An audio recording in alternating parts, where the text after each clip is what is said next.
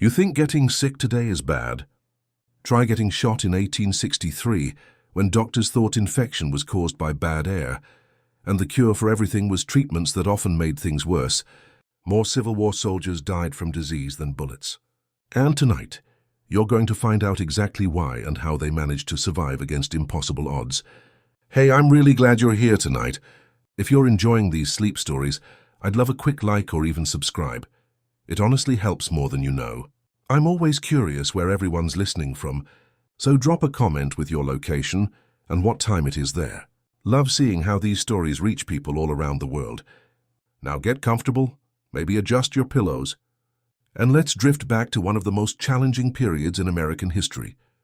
We're going to discover why surviving the Civil War had almost nothing to do with avoiding bullets, and everything to do with the incredible human capacity to adapt and endure. Congratulations! You've just been transported to a Union Army camp outside Richmond, Virginia, in the summer of 1863. The good news is you're about to witness one of the most significant periods in American history. The challenging news. You're about to discover what daily life was really like, when modern conveniences simply didn't exist. The first thing that strikes you isn't the sound of distant cannon fire or the sight of blue uniforms. It's how different everything smells and feels. The air carries the scent of wood smoke, horses, and thousands of men living in close quarters without modern sanitation. You're in a world where a simple cut required careful attention, where your next meal might be quite different from what you're used to, and where staying healthy required knowledge and skills most people today have never needed. The camp stretches before you like a small city made of canvas and wood, hundreds of white tents arranged in neat rows, each one home to 6 or 8 soldiers. Between the tents, you see wooden structures, supply buildings, officers' quarters, and the all-important cookhouse where meals are prepared for thousands of men. Smoke rises from dozens of cooking fires, creating a haze that hangs over the entire encampment. The ground beneath your feet is packed earth, worn smooth by the passage of countless boots. During dry weather, it creates dust that gets into everything: your food, your clothing, your lungs. When it rains, which it does frequently in Virginia summers, the same ground turns to thick, clinging mud that makes every step an effort and turns simple tasks into major challenges. You wake up in a canvas tent, sharing space with 5 other soldiers. Your tent mate, a 19-year-old farm boy named Samuel from Ohio, isn't feeling well. He's been dealing with stomach problems for the past few days, something that's unfortunately common in camp. It's the water, he tells you quietly, but we drink what we can get. The creek that supplies the camp serves multiple purposes, and keeping water clean is a constant challenge that the soldiers are still learning to manage. Samuel has the weathered hands of someone who worked hard before the war, but his face shows the strain of military life. He's lost weight since joining the army, like most soldiers do in their first months of service. His uniform, once neat and properly fitted, now hangs loose on his frame, but his eyes still hold determination and good humor, qualities that will prove essential for survival in the coming months. The tent you share is about 10 feet square, with a peaked roof that reaches perhaps 7 feet at its highest point.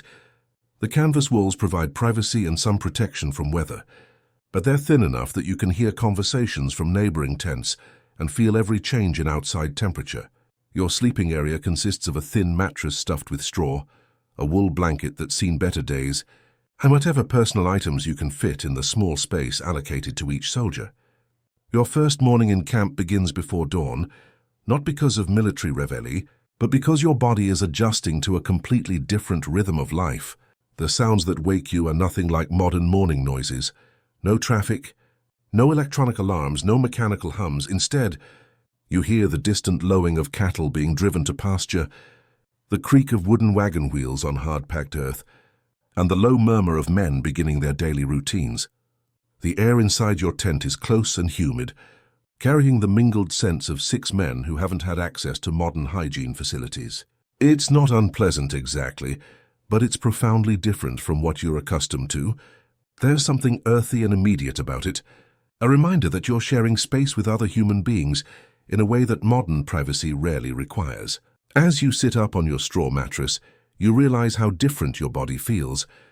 The thin bedding provides little cushioning, and you can feel every irregularity in the ground beneath. Your muscles ache in ways they wouldn't from sleeping in a modern bed. And you understand immediately why soldiers often complained of soreness and stiffness. But there's also something invigorating about this direct connection to your physical environment. Samuel is already awake, sitting quietly on his own bedding and looking out through the tent flaps. "Been up for a while," he says softly, not wanting to wake the others. "Stomach's been keeping me up most of the night, but it's getting better, I think." Yesterday was worse. His matter-of-fact acceptance of discomfort strikes you as remarkably mature for someone so young. This is a generation that learned early to endure hardships without complaint. Through the tent opening, you can see other soldiers beginning their day.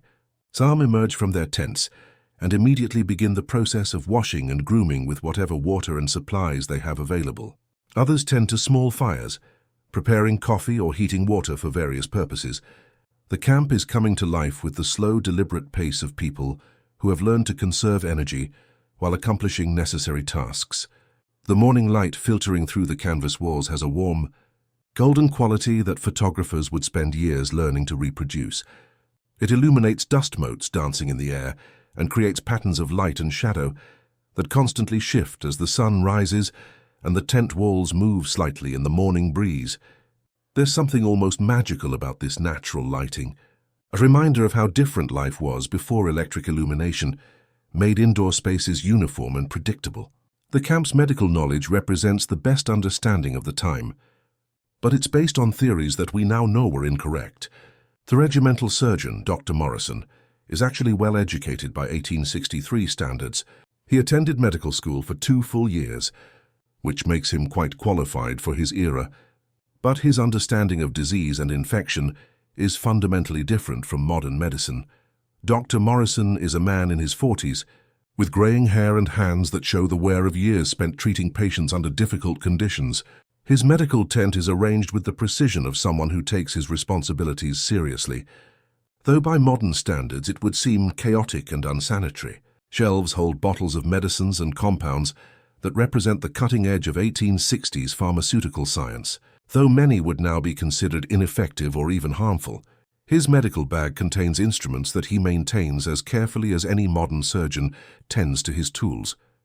There are forceps for extracting objects from wounds, various sizes of needles for suturing, small knives for minor surgical procedures, and bottles of laudanum and other pain medications. Everything is kept as clean as possible, given the limitations of the time, and Dr. Morrison genuinely believes he's providing the best care available. The doctor's approach to medicine is systematic and thoughtful, based on theories that seemed logical given the knowledge available in 1863. He believes that illness comes from bad air, miasma, which leads him to be very concerned about air quality and ventilation. This theory, while scientifically incorrect, actually leads to some practices that accidentally help, like trying to keep living areas clean and avoiding obviously unhealthy locations. When treating patients, Dr. Morrison follows established procedures that represent centuries of medical tradition. He examines symptoms carefully, asks detailed questions about the patient's condition, and consults medical texts when facing unfamiliar problems. His diagnoses are based on observable symptoms and established medical theory, and his treatments follow the best practices known at the time. The most important thing to understand about Civil War medicine is that it wasn't primitive because doctors were incompetent. It was the best medical science available at the time. Germ theory was just beginning to be understood by a few forward-thinking researchers, but it hadn't yet become accepted medical practice. Antiseptic surgery was still experimental, and many of the medical advances we take for granted simply hadn't been invented yet, Dr. Morrison's medical tent serves as both treatment facility and pharmacy for the entire regiment. Soldiers come to him with everything from minor cuts and bruises to serious illnesses and injuries. He treats each case according to his best understanding of medical science, often achieving remarkable success given the limitations he faces. His reputation among the soldiers is excellent, and they trust his judgment even when his treatments seem strange by modern standards. The doctor also serves as a teacher and mentor for soldiers who show aptitude for medical care. Several men in the regiment have learned basic first aid and wound care under his guidance, creating a network of medical knowledge that proves invaluable when the doctor isn't available. This informal medical education system helps explain why some units had better survival rates than others. Your tent is part of a carefully planned military community designed to house and organize thousands of men efficiently. The layout follows military engineering principles that have been refined through decades of campaign experience. Tents are arranged in straight lines with precise spacing, creating clear pathways for movement and allowing commanders to quickly assess the status of their units.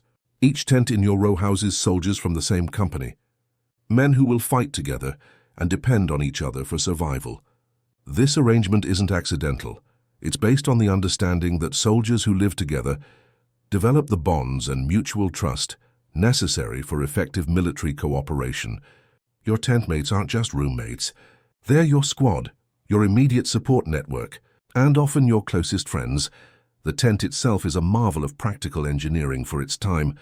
Made of heavy canvas treated with linseed oil to provide water resistance, it can be quickly assembled or taken down when the regiment needs to move. The wooden poles that support it are designed to be lightweight yet strong, and every piece of hardware has been tested through years of campaign use. When properly maintained, such tents can provide effective shelter for months of continuous use. Inside your tent, space is organized with military precision.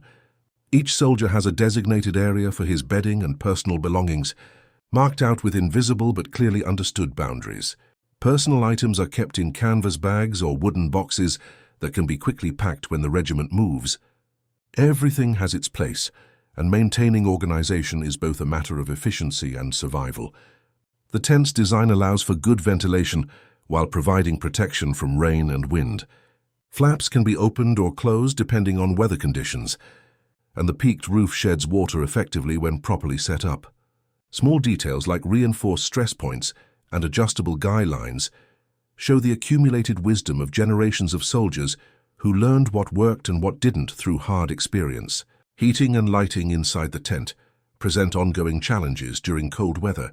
Soldiers might be allowed to bring small braziers inside for warmth, though this creates risks of fire and carbon monoxide poisoning that everyone understands but must balance against the need for warmth. Candles and oil lamps provide light for evening activities, though fuel is always precious and must be used sparingly.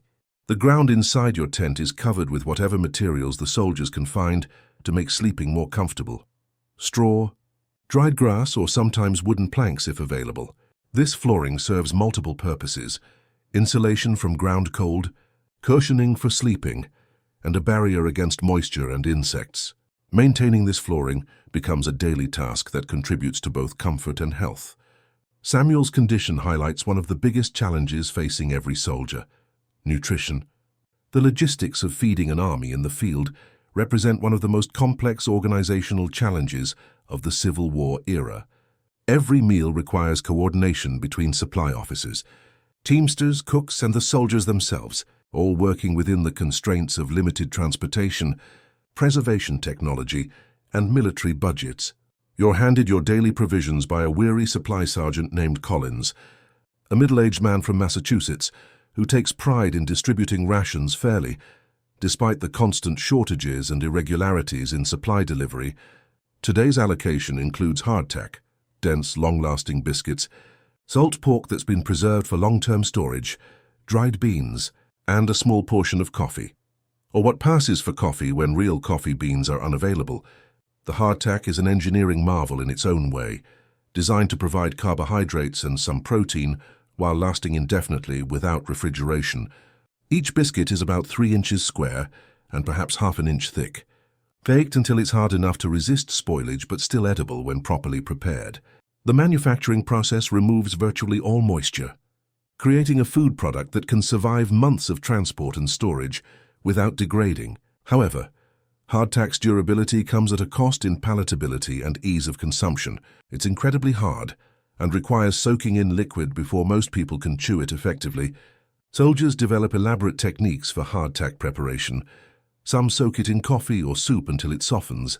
Others break it into small pieces and add it to other foods. And a few hardy individuals learn to gnaw on it directly, though this risks damaging their teeth.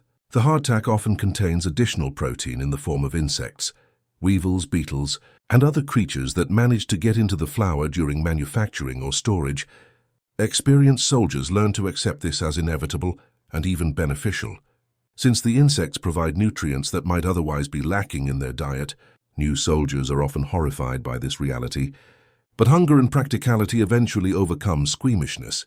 You watch experienced soldiers perform their daily food preparation rituals with the expertise of people who have learned to make the best of limited resources.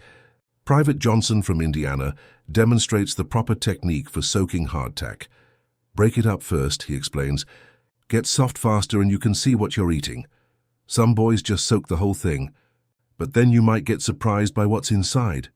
The salt pork represents another triumph of preservation technology. Though like hardtack, its practicality comes at the expense of palatability. The meat has been heavily salted and sometimes smoked to prevent spoilage, creating a product that can last for months without refrigeration. However, this process makes the pork extremely salty and often quite tough, requiring careful preparation to make it edible. Preparing salt pork properly requires knowledge that many soldiers have to learn through trial and error. The salt must be removed through soaking and rinsing, but not so much that the meat loses all flavor. The pork must be cooked thoroughly to eliminate any harmful bacteria, but not so long that it becomes completely inedible. Soldiers who master these techniques can create reasonably palatable meals. Those who don't often suffer from both poor nutrition and digestive problems. The beans provide essential protein and fiber, but they also present preparation challenges. Dried beans require long cooking times to become digestible, and they must be soaked beforehand to reduce cooking time and improve texture. In a military camp where fuel for cooking fires is often limited, preparing beans properly requires planning and cooperation between tent mates. Many soldiers develop elaborate bean preparation rituals that begin the night before consumption. They soak the beans in whatever clean water they can find, often using their metal cups or improvised containers. The next day, they combine resources with tent mates to create cooking fires large enough to thoroughly cook the beans while conserving fuel. These cooperative cooking efforts strengthen social bonds while solving practical problems. The coffee, when available, often isn't actually coffee, though it serves the same psychological and social functions that real coffee would provide. Real coffee beans were expensive luxuries that rarely reached frontline troops in significant quantities. Instead, soldiers learned to create hot, caffeinated drinks from chicory root, roasted acorns, dandelion root, or sometimes just burned breadcrumbs steeped in hot water. The process of preparing coffee substitutes becomes both individual craft and social activity. Soldiers who discover effective techniques for roasting acorns or processing chicory root become valuable resources for their tent groups. They share knowledge about which plants make acceptable coffee substitutes, how to process them for maximum flavor, and how to combine different ingredients to create more palatable drinks. Private Martinez from New Mexico has become the coffee expert for your tent group. Drawing on knowledge he learned from his family's experiences with limited resources. Dandelion root, he explains. Dig it up, clean it good. Roast it like coffee beans, tastes bitter, but it wakes you up and it's better than nothing. Mix it with a little chicory if you can find some. Makes it taste more like real coffee. The social aspects of coffee preparation and consumption prove as important as the nutritional benefits. Soldiers gather around coffee fires in the early morning and evening, sharing news, telling stories, and maintaining the social connections that help them cope with the stresses of military life. These informal gatherings serve as both entertainment and information exchange, helping soldiers stay connected to their comrades and informed about camp developments. Coffee preparation also provides opportunities for trade and cooperation between different tent groups and companies. A soldier who has managed to acquire real coffee beans might trade small amounts for other resources: soap, writing paper, or help with various tasks. These informal economies help distribute scarce resources more efficiently while strengthening social networks throughout the regiment. The equipment used for coffee preparation reflects the soldier's ingenuity in adapting civilian techniques to military conditions. Metal cups serve as both drinking vessels and cooking containers. Improvised filters made from cloth or wire separate grounds from liquid. Small iron pots, when available, allow tent groups to prepare larger quantities for sharing. Every piece of equipment must be portable, durable and adaptable to multiple uses. Despite the challenges, soldiers like Sergeant Murphy developed survival strategies that actually worked quite well. Murphy, a farmer from Pennsylvania, had learned through 3 years of military experience which practices helped keep people healthy and which ones didn't. His knowledge comes not from medical training, but from careful observation and practical experimentation under field conditions. Sergeant Murphy is in his 30s, older than most enlisted men, with the kind of weathered face and steady manner that inspire confidence in younger soldiers. Before the war, he managed a small farm and raised livestock, experiences that taught him valuable lessons about nutrition, sanitation, and resource management. His military service has refined these skills and added new knowledge specific to the challenges of army life. Never drink water that hasn't been boiled, Murphy tells you quietly one morning as you prepare for the day. He doesn't know about bacteria or germ theory. Those concepts are still emerging in medical science. But he's observed that soldiers who drink boiled water tend to stay healthier than those who drink directly from streams and wells. His practical wisdom, based on careful observation over 3 years of military service, often proves more effective than official medical advice. Murphy's water purification methods go beyond simple boiling. He's learned to construct basic filtration systems using sand, cloth and charcoal scraped from cooking fires. These filters don't make water safe by modern standards, but they remove visible impurities and improve taste while probably eliminating some harmful substances. He teaches these techniques to younger soldiers, creating an informal network of practical knowledge that spreads throughout the regiment. The sergeant has also learned to recognize the early signs of various illnesses and take appropriate preventive action. When soldiers start showing symptoms of common camp diseases, digestive problems, respiratory infections, or skin conditions, he encourages rest, proper nutrition when possible, and staying hydrated with safe water. He's developed a reputation for taking good care of his men, and his tent group has a better survival rate than many others in the regiment. His approach to illness prevention involves both individual practices and group coordination. He insists that his men maintain their equipment and living spaces as cleanly as possible, not because he understands germ theory, but because he's noticed that soldiers in cleaner environments stay healthier. He encourages regular washing of clothing and bedding, even when it's inconvenient, and he makes sure that sick soldiers are cared for properly, while being somewhat isolated to prevent spread of illness. Murphy has also mastered the art of making the most of available food resources. When the official supply wagons are late or inadequate, he knows which wild plants are safe to eat and how to supplement government rations with foraged food. His knowledge includes identifying edible roots, berries, and greens that can provide essential nutrients missing from the standard military diet. His foraging expertise extends to understanding seasonal availability and sustainable harvesting practices. He knows which plants are safe to eat at different times of year, how to prepare them for maximum nutrition, and how to gather them without depleting local resources. This knowledge proves invaluable during times when official food supplies are interrupted or inadequate. Living under these conditions requires tremendous mental resilience, and you watch soldiers develop coping strategies that help them maintain morale and effectiveness despite constant challenges. The psychological toll of uncertainty, discomfort, and separation from home could easily overwhelm individuals, but the soldiers develop both individual and group strategies for maintaining mental health. Many soldiers turn to religion for comfort and strength, but their spiritual practices adapt to military conditions in interesting ways. Prayer meetings become important social events that serve multiple purposes beyond worship: spiritual support, community bonding, and psychological comfort. These gatherings provide structured time for soldiers to express their fears and hopes, receive emotional support from comrades, and maintain connections to the values and beliefs that motivated them to enlist. Private Thompson from Vermont, a deeply religious young man who worked as a church organist before the war, often leads informal prayer sessions in the evening. His approach combines traditional Christian worship with practical discussions about the challenges of military life. "We pray for victory," he explains, "but we also pray for strength to do our duty, for safety for our families at home, and for wisdom to make good decisions when we're tired and scared."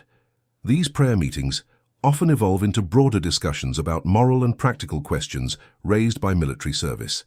Soldiers wrestle with questions about killing in combat, about their responsibilities to comrades versus their families at home, and about how to maintain their personal values while following military orders. These conversations help soldiers integrate their war experiences with their peacetime identities. Other soldiers cope through humor that might seem surprising to modern people. They develop elaborate jokes about their food, their living conditions, and their circumstances in ways that help them process difficult realities without becoming overwhelmed by them. This isn't callousness or indifference. It's a healthy psychological defense mechanism that helps them stay mentally strong when facing situations that could otherwise be crushing. The humor tends to focus on shared experiences that everyone can relate to. The quality of army food, the unpredictability of supply deliveries, the peculiarities of military bureaucracy, and the gap between military theory and field reality. By finding ways to laugh about these challenges, soldiers transform potentially demoralizing experiences into sources of group solidarity and individual resilience. Corporal Davis from Illinois has become the unofficial comedian for your section of the camp. His daily observations about Army life provide entertainment while helping everyone maintain perspective on their difficulties. "Got a letter from my wife yesterday," he announces one morning. "She's complaining because the grocery store ran out of white sugar and she had to use brown sugar in her coffee. I didn't have the heart to tell her we're drinking coffee made from burned acorns and calling it a good day." Letter writing becomes incredibly important for maintaining connections to home and normal life. But it's also a complex psychological and practical challenge. Soldiers must balance honest communication with their need to protect family members from worry, while also dealing with military censorship and their own emotional needs. The process of writing letters provides multiple benefits beyond simple communication. It gives soldiers structured time to think about their experiences and organize their thoughts. It maintains intellectual activity during periods when military duties might otherwise become routine or mind-numbing. It preserves connections to peacetime identities and relationships that might otherwise fade under the pressure of military life. Samuel has become a dedicated letter writer. Though he had limited formal education before the war, "Never wrote much before I joined up," he admits. "But now I find myself thinking about what to tell folks back home. And it helps me make sense of what's happening here." His letters home reflect the evolution of his thinking and priorities as he adapts to military life. The challenge of writing letters lies in deciding what information to include and what to omit. Soldiers want to reassure their families that they're safe and well, but they also want to be honest about their experiences. Military censors review mail for information that might be useful to enemy forces, but soldiers also censor themselves to avoid causing unnecessary worry at home. Samuel's letters focus on positive aspects of his military experience, while carefully omitting details that might alarm his family. He writes about friendships he's formed, interesting places he's seen, and skills he's learning, while saying little about the constant health challenges, food shortages, and general discomfort of Army life. "No point worrying them about things they can't change," he explains. The letters also serve as historical documents that preserve soldiers' perspectives on major events. Samuel writes detailed descriptions of camp life, military procedures, and his thoughts about the war's progress and meaning. These letters provide invaluable insights into how ordinary soldiers understood and experienced the Civil War. Complementing official military records and newspaper accounts, writing materials, paper, ink, envelopes, are precious resources that must be acquired through trade, purchased from sutlers, civilian merchants who follow the army, or packages from home. Soldiers often share writing materials and help each other compose letters, especially those with limited literacy skills. This cooperation in letter writing strengthens social bonds while ensuring that everyone can maintain family connections. Watching the soldiers adapt to their circumstances reveals remarkable human ingenuity in solving practical problems with limited resources.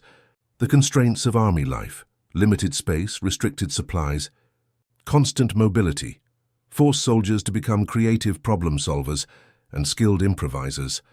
Their solutions often prove more effective than official Army procedures. Tent groups create elaborate systems for sharing resources fairly and efficiently. These systems address both practical needs and social tensions that arise when people live in close quarters under stressful conditions. Rules develop organically about sharing food, water, cooking fuel and labor, with violations handled through peer pressure and group discussion rather than formal punishment. Your tent group has developed a rotation system for various daily tasks: collecting water, maintaining the cooking fire, cleaning shared equipment, and standing guard during night hours. The system ensures that work is distributed fairly, while recognizing individual strengths and limitations. Murphy oversees the system with the kind of quiet authority that comes from demonstrated competence rather than official rank. You see soldiers become experts at improvisation and repair, developing skills that will serve them well after the war. Men who were simple laborers in civilian life learn complex problem-solving techniques through the necessity of keeping equipment functional under difficult conditions. They create useful tools from salvaged materials, repair damaged equipment with ingenious techniques, and solve practical problems that would challenge modern engineers. Private Rodriguez from California has become the tent group's expert at equipment repair and modification. His civilian experience as a ranch hand taught him basic mechanical skills, but his military service has refined and expanded these abilities dramatically. He can repair torn canvas with improvised patches and stitching techniques, modify equipment to work better under field conditions, and create new tools from salvaged materials. Key is understanding how things work, Rodriguez explains while repairing a damaged canteen. Don't matter if you got the right parts or tools. If you understand what it's supposed to do, you can usually figure out how to make it work with whatever you got.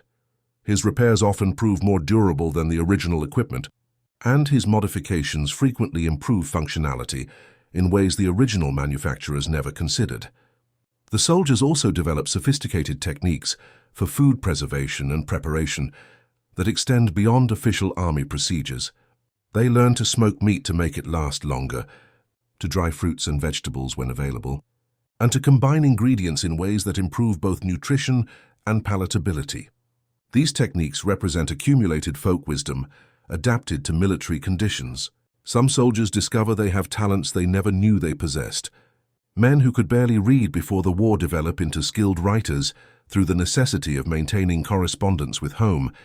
Others discover leadership abilities, teaching skills, or technical aptitudes that were never needed or recognized in their civilian lives. One of the most crucial survival skills involves securing safe drinking water, and the soldiers develop increasingly sophisticated approaches to this fundamental challenge. The creek that supplies your camp is used for multiple purposes: drinking, cooking, washing, and waste disposal, creating obvious health risks that require constant vigilance and creative solutions. The water source itself presents ongoing challenges that change with weather conditions, seasonal factors, and military activities. During dry periods, the creek's flow decreases, concentrating any contamination and making it more difficult to find clean water. Heavy rains can wash contaminants from upstream into the water supply, creating new health hazards. Military activities like bridge building, road construction, and troop movements all affect water quality. Forward-thinking soldiers like Murphy have figured out that treating water before consumption dramatically reduces the likelihood of digestive problems and other illnesses. They don't understand the scientific principles behind water treatment, but they've observed that certain practices work reliably while others don't. Their empirical approach to water safety often proves more effective than official military procedures. Murphy's water treatment methods have evolved through 3 years of experimentation and observation. He begins by selecting the cleanest possible source, preferring flowing water over standing water, and choosing upstream locations when possible. He then uses a combination of settling, filtration, and boiling to make the water as safe as possible under field conditions. His settling technique involves letting water stand in containers for several hours, allowing sediment and debris to settle to the bottom. The clearer water from the top of the container is then passed through improvised filters made from sand, cloth, and charcoal.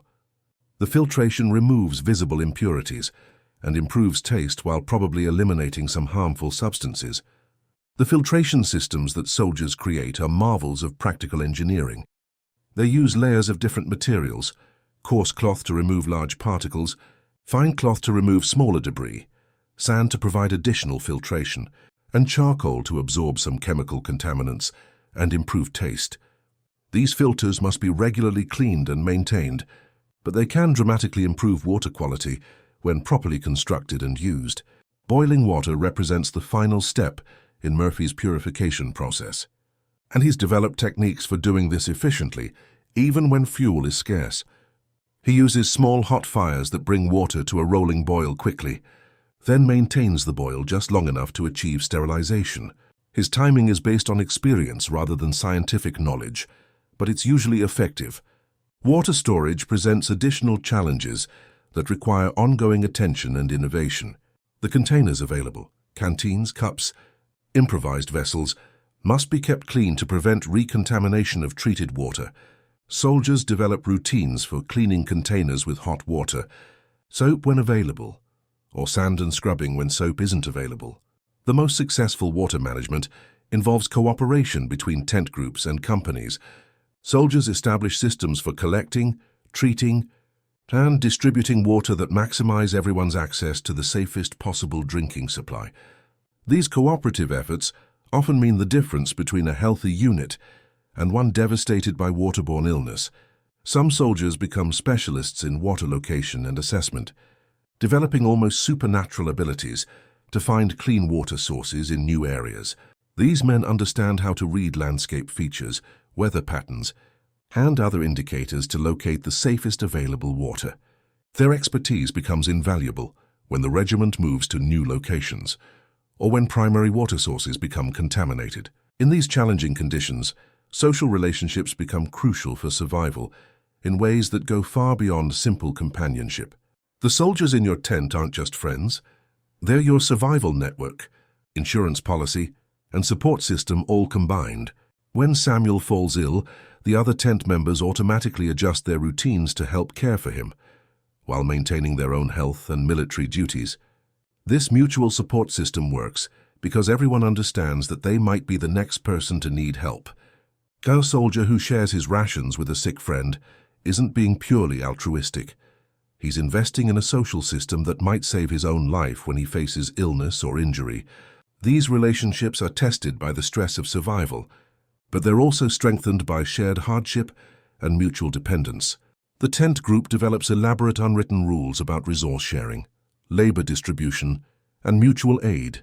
These rules address everything from how to divide limited food fairly to how to care for sick members without compromising group health. Violations of these social contracts are handled through discussion and peer pressure rather than formal punishment, but they're taken seriously by everyone involved. Your tent mates include Samuel, the young farmer from Ohio; Murphy, the experienced sergeant from Pennsylvania; Rodriguez, the skilled repair specialist from California; Thompson, the religious young man from Vermont; and Davis, the comedian from Illinois. Each brings different skills, knowledge, and personality traits that contribute to the group's overall survival capacity. Samuel's agricultural background makes him valuable for identifying edible plants and understanding weather patterns. His youth and optimism help maintain group morale during difficult periods. Murphy's military experience and natural leadership provide organization and practical wisdom. Rodriguez's mechanical skills keep equipment functional and create useful improvements to camp life. Thompson's religious faith and musical abilities provide spiritual support and entertainment. His literacy skills help less educated soldiers with letter writing and reading. Davis's humor and social skills help manage tensions and maintain group cohesion during stressful periods. Each member's contributions prove essential for group survival and success. These relationships extend beyond immediate tent groups to include broader networks throughout the company and regiment. Soldiers develop trading relationships, information sharing arrangements, and mutual aid agreements that create social safety nets extending far beyond immediate companions. These broader networks prove crucial when individuals face challenges that exceed their tent group's capacity to help. The most effective military units develop strong internal cultures that emphasize mutual aid, shared resources, and collective problem-solving. These units typically have better survival rates, higher morale, and more effective combat performance than groups where individuals focus primarily on their own welfare. The correlation between social cooperation and military success becomes obvious to both soldiers and officers. Your daily routine becomes structured around the basic requirements of survival, military duty, and maintaining the social relationships that make both possible. Days begin before dawn, not just because of military schedules, but because early morning is often the best time to accomplish essential tasks before the heat and activity of the day make them more difficult. Morning routines involve multiple essential activities that must be accomplished efficiently to leave time for military duties. These include checking on sick tent members, assessing food and water supplies, maintaining personal equipment, and preparing for the day's assigned tasks. What might seem like simple morning activities are actually crucial survival practices that can make the difference between a healthy unit and one that struggles with preventable problems. The morning water collection becomes a group effort that requires coordination and cooperation. Different tent members take turns walking to the water source with multiple containers, ensuring that the group has adequate supplies for drinking, cooking, and basic cleaning. The timing of this activity matters. Early morning often provides the cleanest water, before other activities have stirred up sediment and contamination. Personal hygiene routines adapt to available resources and privacy constraints. Soldiers develop techniques for staying as clean as possible using minimal water and supplies. They learn to wash efficiently with cold water and harsh soap, to maintain their teeth and hair under difficult conditions, and to manage personal cleanliness in ways that prevent health problems while conserving resources. Meals become social events that serve multiple purposes beyond nutrition. Soldiers share information about food preparation techniques, discuss health and safety concerns, and maintain the social bonds that support group survival. Even when food is scarce or unappetizing, the act of eating together helps maintain morale and unit cohesion while providing opportunities for informal education and resource sharing. The cooking process requires cooperation and planning that strengthens social relationships while solving practical problems. Tent groups combine their fuel resources to create fires large enough for effective cooking while conserving scarce materials. They coordinate food preparation to make the most efficient use of available ingredients and cooking time. Evening routines bring opportunities for personal activities that help soldiers maintain their psychological health and connections to home. Letter writing, equipment maintenance, informal education, and social activities fill the hours between the end of official duties and sleep time. These activities aren't luxuries. They're essential for maintaining the mental health that enables long-term survival under stressful conditions. The transition between seasons brings new challenges that require different survival strategies and social arrangements. As autumn approaches and temperatures begin to drop, soldiers must adapt their clothing, shelter, and daily routines to changing conditions. The lightweight summer uniforms that provided adequate protection during hot weather become insufficient as nights grow cold. Winterization of living spaces becomes a community effort that requires both individual preparation and group cooperation. Tent groups work together to improve insulation, create more effective heating systems, and establish routines for maintaining warmth during the coldest months. These preparations often mean the difference between surviving winter comfortably and suffering from cold-related illnesses. The soldiers develop ingenious techniques for insulating their tents using available materials. They gather dried grass, leaves, and other natural materials to create barriers against ground cold.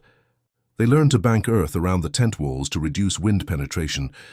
They create improvised floor coverings that provide insulation and comfort, while being easily portable when the regiment moves.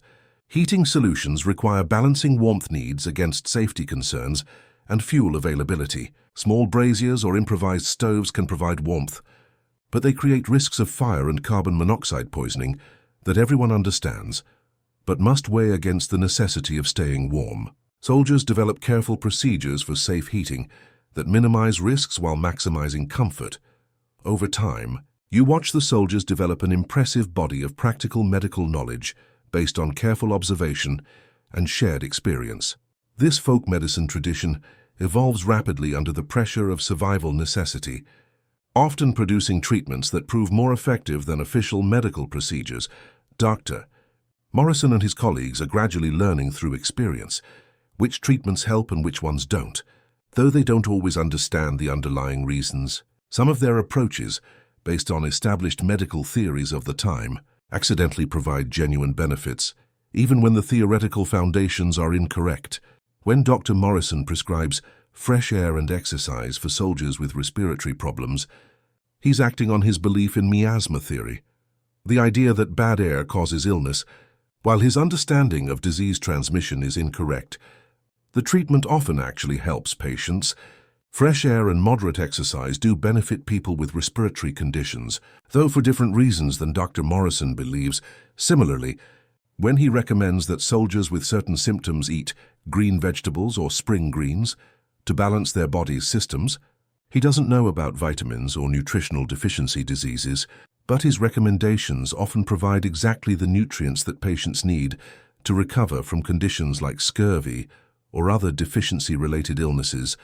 The most progressive doctors begin to notice patterns in their success rates and adjust their treatments accordingly. Even when they don't understand the underlying scientific reasons, this empirical approach, based on careful observation rather than rigid adherence to theoretical principles, leads to gradual improvements in medical care that benefit everyone. Dr.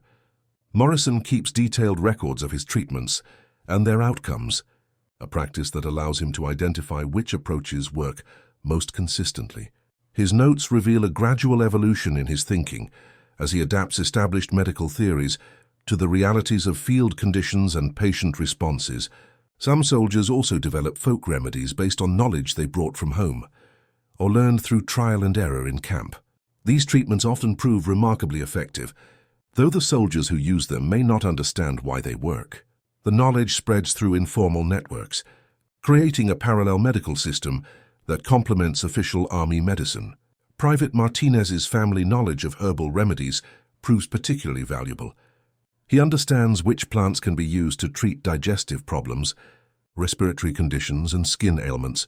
His treatments often succeed where official medicine fails, earning him a reputation as a healer among the soldiers in his company. Willow bark tea, prepared according to Martinez's family recipe, provides genuine pain relief because it contains compounds similar to aspirin. Honey applied to wounds when available offers antiseptic benefits that promote healing. Various herbs gathered by soldiers with botanical knowledge provide real medical benefits. Though no one understands the chemistry involved, the soldiers also develop practical approaches to preventing illness that prove more effective than many official medical procedures. They learn that keeping wounds clean and covered promotes healing. Even though they don't understand the role of bacteria in infection, they discover that certain foods help prevent specific health problems.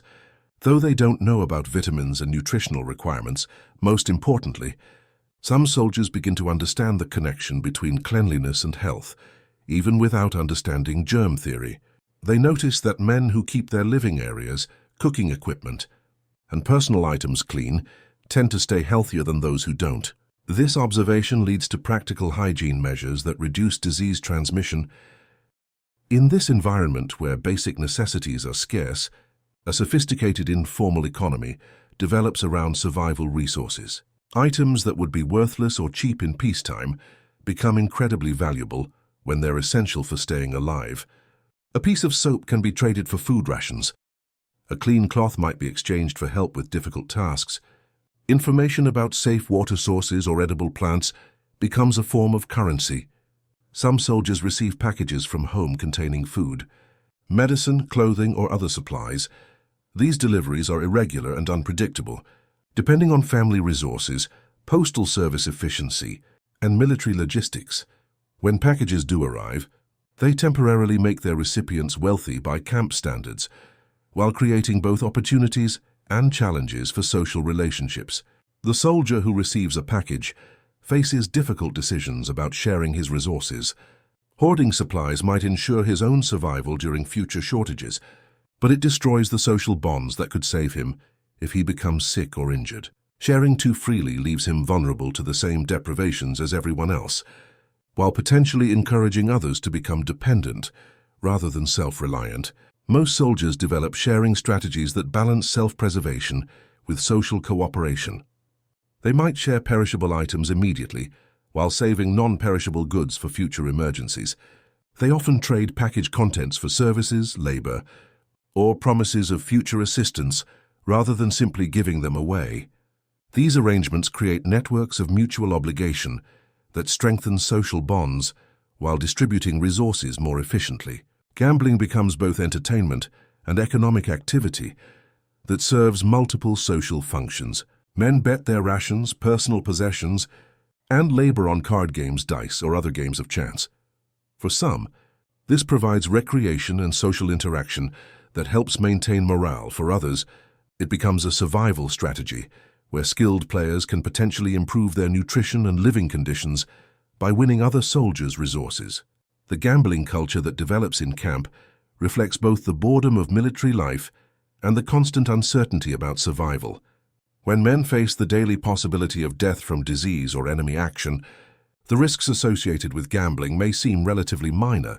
The social aspects of gambling, the companionship, excitement, and mental stimulation, provide psychological benefits that help soldiers cope with stress and uncertainty. Gambling also creates its own social problems that tent groups and companies must learn to manage.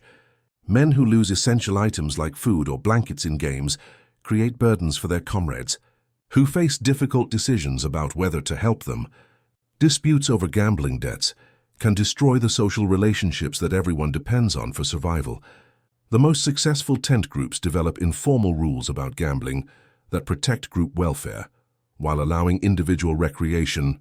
These might include limits on what items can be wagered, requirements that winners help care for losers who have lost essential supplies, or agreements about when gambling debts must be forgiven in the interest of group survival. As autumn progresses and winter approaches, the camp undergoes dramatic changes that require new survival strategies and social arrangements. The temperatures that were merely uncomfortable during summer become genuinely dangerous as they drop toward freezing. Staying warm becomes as important as staying fed, and often more challenging given the limitations of available clothing and heating resources. The changing season affects every aspect of daily life, from the routine tasks of water collection and food preparation to the more complex challenges of maintaining health and morale. What worked during warm weather often proves inadequate or impossible during cold months, forcing soldiers to develop new techniques and adapt existing practices to changing conditions. Clothing becomes a critical survival resource that requires careful management and maintenance. The standard army uniforms were designed for durability and uniformity rather than warmth, and they prove inadequate for winter conditions without significant modifications. Soldiers learn to layer clothing effectively, using whatever additional garments they can acquire through trade, packages from home, or improvisation. The art of layering clothing for maximum warmth while maintaining mobility becomes essential knowledge that soldiers share freely. They learn which materials provide the best insulation, how to trap warm air close to the body, and how to prevent moisture buildup that can actually increase heat loss. These techniques often prove more effective than simply adding more clothing without understanding how layering works. Footwear becomes particularly critical as cold weather approaches. The standard army shoes were adequate for summer marching, but often prove inadequate for winter conditions. Soldiers develop techniques for insulating their shoes, keeping their feet dry, and preventing frostbite during extended exposure to cold conditions. Many soldiers receive warmer clothing in packages from home, but these items must be carefully maintained to last through the winter. Wool socks, warm shirts, and winter coats become precious resources that require protection from wear, theft, and loss. Soldiers develop elaborate techniques for cleaning, repairing, and storing warm clothing to maximize its usefulness. The tent heating solutions that soldiers develop reflect both ingenuity and desperation in the face of potentially life-threatening cold. Small braziers made from scavenged metal can provide warmth, but they require fuel that's often scarce and create safety hazards that everyone understands. Soldiers must balance the need for warmth against the risks of fire and carbon monoxide poisoning. Fuel for heating presents ongoing challenges that require both individual initiative and group cooperation. Wood for burning must be gathered, prepared, and stored in ways that keep it dry and available when needed. Coal, when available through official channels or trade, burns hotter and longer than wood, but requires different handling techniques and safety precautions. The soldiers develop sophisticated fuel management strategies that maximize warmth while minimizing safety risks and resource consumption. They learn to build small, efficient fires that provide maximum heat with minimum fuel consumption. They create systems for sharing fuel resources fairly while ensuring that everyone has access to life-sustaining warmth. Winterizing the tents requires both individual effort and group cooperation to create living spaces that provide adequate protection from cold, wind, and precipitation. The standard canvas tents were designed for portability and ease of assembly rather than winter comfort. So soldiers must modify them extensively to make them suitable for cold weather habitation. The process begins with improving ground insulation to prevent heat loss through conduction with the cold earth. Soldiers gather whatever materials they can find: dried grass, leaves, discarded clothing, pieces of wood or canvas, to create barriers between their sleeping areas and the ground. These improvised floor coverings must be thick enough to provide insulation while remaining dry and comfortable. Wall insulation requires similar creativity and resourcefulness. Soldiers learn to bank earth, snow, or other materials around the outside of their tents to reduce wind penetration and create additional insulating layers. They hang blankets, coats, or other fabric inside the tent walls to create dead air spaces that trap warm air and reduce heat loss. Ventilation management becomes a critical skill that can make the difference between comfort and disaster. Completely sealing a tent to retain heat can lead to carbon monoxide poisoning from heating devices or dangerous moisture buildup from human respiration and perspiration. Soldiers must learn to balance warmth retention with adequate air circulation for safety. The tent entrance modifications that soldiers develop show remarkable engineering ingenuity given their limited resources. They create double flap systems that reduce heat loss when people enter and exit. They build small vestibules or mudrooms that provide transitional spaces between the cold outside air and the warm interior. They develop door systems that can be quickly opened for emergency evacuation while normally remaining tightly sealed. Sleeping arrangements within tents change dramatically as cold weather approaches. The individual sleeping spaces that provided privacy and personal territory during warm weather become less important than shared warmth for survival. Soldiers learn to sleep closer together, sharing blankets and body heat while maintaining the social relationships necessary for long-term cooperation. The bedding modifications that soldiers create show both desperation and creativity in the face of inadequate supplies. They learn to combine thin blankets and coats into more effective insulation systems. They create heated stones or other warming devices that can provide comfort during the coldest parts of the night. They develop techniques for staying warm while sleeping that don't require continuous fuel consumption. The changing season brings both new challenges and new opportunities for food management. Cold weather makes food preservation easier in some ways. Meat and other perishables last longer in cold temperatures, and soldiers can take advantage of natural refrigeration to store food more safely. However, cold weather also increases caloric requirements while making food preparation more difficult. The soldiers' nutritional needs increase significantly as temperatures drop and they burn more calories maintaining body temperature. The standard rations that might have been adequate during summer become insufficient for winter survival, forcing soldiers to find ways to supplement their diet or extract more nutrition from available food sources. Food preparation becomes more complex and time-consuming during cold weather.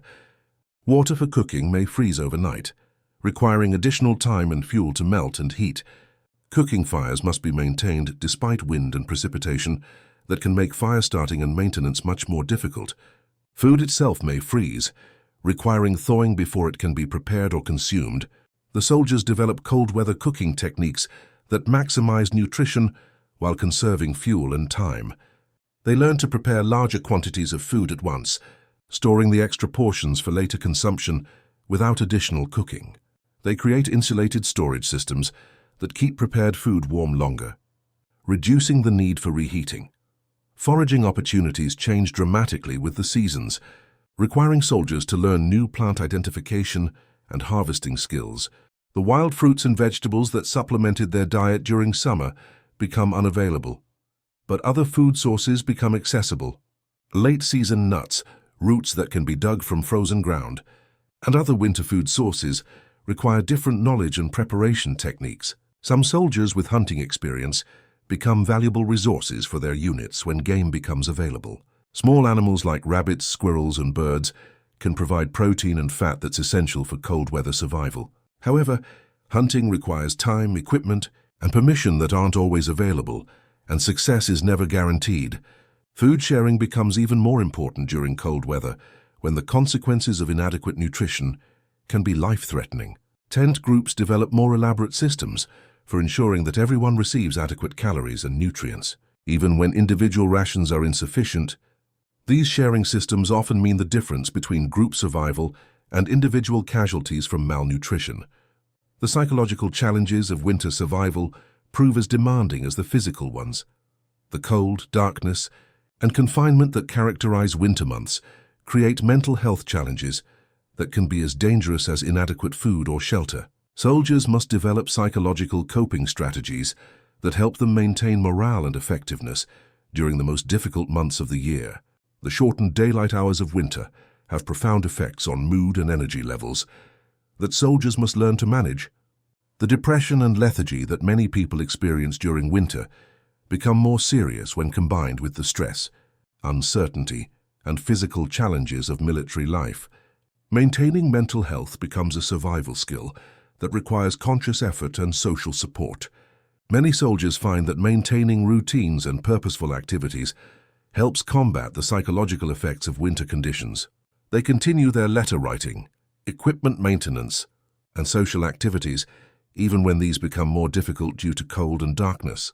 The sense of normalcy and productivity that these activities provide becomes essential for psychological survival. The social dynamics within tent groups become even more important during winter months, when soldiers spend more time in close quarters with limited privacy. Personality conflicts that might be manageable during summer can become serious problems when men are confined together for extended periods. Tent groups must develop conflict resolution strategies and social arrangements that maintain harmony despite increased stress.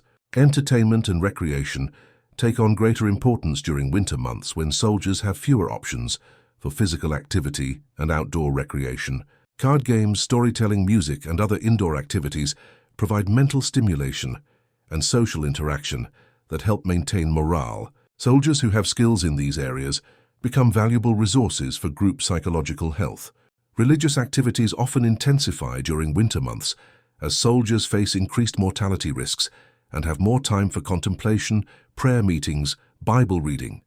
And religious discussions provide comfort, hope, and community support that help many soldiers cope with the stress and uncertainty of their situation. The planning and anticipation that winter survival requires can provide psychological benefits as well as practical ones. Soldiers who are actively preparing for winter challenges, gathering supplies, improving their living conditions, developing survival strategies, often maintain better morale than those who simply wait passively for conditions to improve. Winter brings new medical challenges that require different prevention and treatment strategies from those used during warm weather. Cold-related injuries and illnesses can be as dangerous as the infectious diseases that plagued soldiers during summer, and they often prove more difficult to treat effectively with available medical resources. Respiratory infections become more common and more serious during cold months when soldiers are confined in poorly ventilated spaces and exposed to temperature extremes. The combination of cold air, poor nutrition, and stress weakens immune systems while creating conditions that favor the spread of respiratory diseases. Dr. Morrison adapts his treatment approaches to address the medical challenges specific to winter conditions. His understanding of cold-related illnesses is limited by the medical knowledge of his time, but he learns through experience which treatments help and which prove ineffective or harmful. The prevention of cold-related injuries becomes as important as their treatment, and soldiers learn to recognize the early warning signs of problems like frostbite and hypothermia. The buddy system that develops naturally in tent groups proves essential for monitoring each other's health and intervening when problems develop. Maintaining personal hygiene becomes more challenging during cold weather, but it remains essential for preventing skin conditions and other health problems. Soldiers develop techniques for washing and grooming, that work under winter conditions while conserving water, fuel, and time. The soldiers also learn that maintaining physical activity is essential for winter health.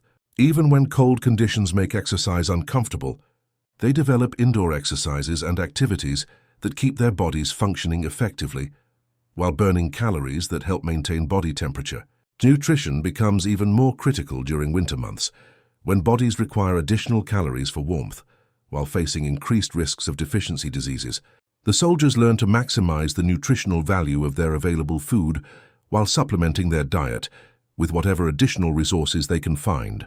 Over time, the military units develop their own cultures and social structures that reflect both official military organization and the practical requirements of survival under challenging conditions.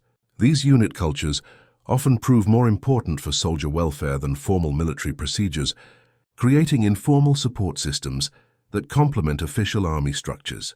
The most successful companies and regiments develop strong traditions of mutual aid and collective responsibility that go beyond military requirements. These units typically have better survival rates, higher morale, and more effective combat performance because they've learned to function as integrated communities rather than collections of individuals. Leadership within these units often differs significantly from the official military hierarchy. Soldiers who demonstrate practical competence, good judgment, and genuine concern for their comrades gain influence and respect regardless of their formal rank. These informal leaders often prove more important for unit welfare than officers who rely solely on their official authority. The evolution of these military communities provides insights into how human societies adapt to challenging conditions. The soldiers create social institutions, economic systems, and cultural practices that address their specific needs while maintaining connections to their peacetime identities and values. Communication systems develop within units that ensure important information reaches everyone who needs it. These informal networks often prove more effective than official military communications for sharing practical knowledge about survival, health, and safety. The disciplinary systems that evolve within units typically emphasize rehabilitation and group welfare rather than punishment for its own sake. Soldiers who violate group norms face social pressure and loss of privileges rather than formal military punishment. Because maintaining unit cohesion is more important than abstract justice, the soldiers become remarkably skilled at modifying and improving their equipment to work better under field conditions. Their innovations often prove more effective than the original manufactured items, showing how user feedback and practical experience can drive technological improvement. Equipment maintenance becomes a critical skill that can make the difference between mission success and failure. Soldiers learn to repair and modify their weapons, clothing, cooking equipment, and shelter using whatever materials and tools they can find. These skills often prove more valuable than combat training for day-to-day survival. The soldiers also develop new tools and devices that address problems not anticipated by military planners. These innovations range from simple improvements to cooking equipment to complex modifications of weapons and communication devices. Some soldiers become specialists in particular types of equipment or technical problems, developing expertise that benefits their entire unit.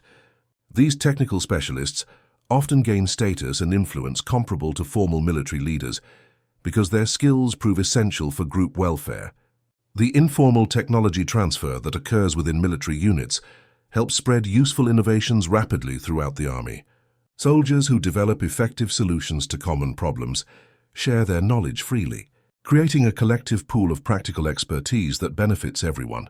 As winter deepens and conditions become increasingly challenging, the soldiers develop philosophical perspectives that help them find meaning and purpose in their difficult circumstances. These worldviews often prove as important for survival as practical skills and resources, providing the psychological foundation that enables long-term endurance. Many soldiers find that their military experience provides a sense of purpose and accomplishment that enriches their understanding of themselves and their capabilities. They discover inner strength they didn't know they possessed, develop skills they never expected to need, and form relationships that will influence them for the rest of their lives. The knowledge that they are successfully meeting extreme challenges often gives soldiers confidence that carries over into other aspects of their lives. They understand that human beings are capable of much more than most people realize, and that cooperation and determination can overcome seemingly impossible obstacles. The soldiers also develop profound appreciation for the basics of life: adequate food, clean water, warm shelter, good health, that people in more comfortable circumstances might take for granted.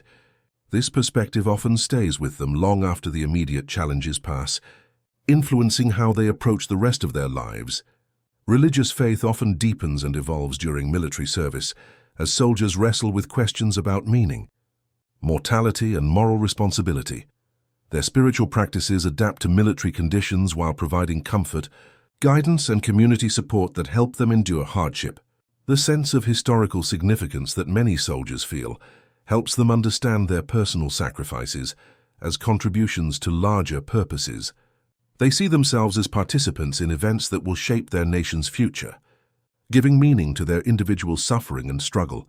As winter slowly gives way to spring, the camp undergoes another transformation that requires new adaptations and preparations. The survival strategies that proved essential during cold months must be modified for changing conditions. While new challenges emerge that require different knowledge and skills, the warming temperatures bring both relief and new problems. Ice and snow melt, creating muddy conditions that make movement difficult and increase the risk of disease transmission. The soldiers must adapt their hygiene, food preparation, and shelter management practices to deal with increased moisture and changing sanitary conditions. Spring also brings increased military activity, as both armies prepare for new campaigns. The soldiers must balance their ongoing survival needs with increased training, movement, and combat preparation. The skills they've developed during winter often prove valuable for military effectiveness, as well as personal survival. The psychological effects of surviving winter create a sense of accomplishment and confidence that helps prepare soldiers for whatever challenges lie ahead. They've proven to themselves and their comrades that they can endure and adapt to extreme conditions while maintaining their humanity and caring for each other. After months of adapting to military life under challenging conditions, you begin to understand how the experience has changed you in fundamental ways. The skills you've learned, both practical and psychological, have applications far beyond immediate military needs. The confidence that comes from successfully meeting extreme challenges affects how you approach all aspects of life. The relationships you've formed with your tent mates and other soldiers represent a depth of mutual dependence and trust that's rare in civilian life. These bonds are forged through shared hardship and mutual aid that create lasting connections. The knowledge that you've helped others survive while depending on them for your own survival creates a sense of community that enriches your understanding of human cooperation. The practical skills you've developed, resource management, problem solving under pressure, equipment maintenance, healthcare, food preparation, provide capabilities that will serve you well in civilian life. More importantly, you've learned that you can acquire new skills quickly when circumstances require it, giving you confidence to face unfamiliar challenges. The psychological resilience you've developed through months of uncertainty, discomfort, and stress provides inner resources that will help you handle whatever difficulties civilian life might present. You understand that temporary hardship doesn't necessarily mean permanent suffering, and that human beings can adapt to conditions that initially seem impossible. As your consciousness gradually shifts from the challenging world of 1863 back to the comfort of your modern bedroom, you become increasingly aware of the extraordinary differences between Civil War survival and contemporary life.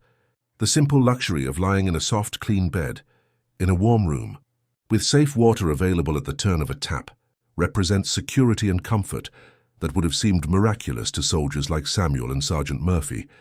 Your breathing slows and deepens as you contemplate the remarkable adaptability and resilience of the human spirit. The soldiers whose experiences you've been imagining faced challenges that would intimidate most modern people, yet they found ways not just to survive, but to maintain their humanity, support each other, and often find moments of joy and meaning amid hardship. The contrast between their daily struggles and your current comfort isn't meant to create guilt about your advantages, but rather appreciation for the countless improvements that have made modern life possible. Clean water systems, effective medical care, abundant food supplies, warm and safe shelter, and all the other conveniences you take for granted represent generations of human innovation, social progress, and accumulated wisdom. The lessons that Civil War soldiers learned about survival, adaptation, and community remain relevant today, even though the specific challenges they faced have been largely solved by technological and social progress. Their example shows that ordinary people can rise to meet extraordinary challenges when they combine practical knowledge with psychological resilience and mutual support. In your increasingly drowsy state, you might reflect on how their experiences demonstrate the importance of community and cooperation in facing challenges. The soldiers who thrived were those who contributed to group welfare while maintaining their own health and effectiveness. Their success depended not on individual heroism, but on the everyday practice of helping others while accepting help when they needed it. Their stories also remind us that survival skills, both practical and psychological, can be learned, and that human beings are remarkably adaptable when circumstances require it. The confidence and competence they developed through necessity show that most people are capable of much more than they realize when they're motivated by genuine need and supported by community. Your eyelids grow heavy as you consider the courage, ingenuity, and determination of soldiers like Samuel, Sergeant Murphy, Dr. Morrison, and thousands of others who faced the challenges of Civil War survival with remarkable grace. Their voices fade into the gentle rhythm of your breathing as you appreciate the safety, comfort, and security that surround you. The tent that sheltered them from Virginia weather has been replaced by solid walls and modern heating. The creek water they boiled for safety has been replaced by municipal water treatment systems. The hardtack and salt pork they transformed into nourishing meals have been replaced by abundant food choices that would seem like impossible luxury to them. Most importantly, the medical ignorance that made minor injuries potentially fatal has been replaced by scientific understanding and technological capabilities that would seem miraculous to Dr. Morrison and his patients.